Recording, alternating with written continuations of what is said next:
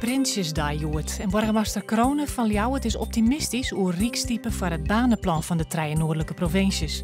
Er is 52 miljoen euro van het Rijk vregen om 9.000 banen in het noorden te creëren. Kronen denkt dat er in de Tweede Kamer wel een meerderheid voor is. Morgen beginnen de algemene schorings. In de rechtbank van Ljouwert is de zaak gaande tegen de 39-jarige man uit Drachten die het vertocht wordt van het veroorzaakje van de brand op de kelders in Ljouwert, oktober verleden jaar. Daarbij kwam een 24-jarige student om het leven. De vertochte is verbjusteren dat de kleding in zijn winkel zo gauw aan een grote brand liede konen. Zo verklaarde hij het in de rechtbank. Hij condoleerde de familie van het slachtoffer en zei dat hij spijt had.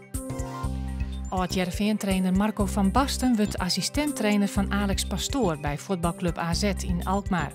Van Basten begon dit seizoen als haatcoach van AZ, maar wel vanwege zijn zoons een stapje veromdwam. Hij had last van stress en hartkloppings. Vannacht is het rustig waar en heel bewolkt. Het is net koud, zo'n 15 graden. Morgen zinnig waar, een zwakke eerste wind, het wordt 23 graden.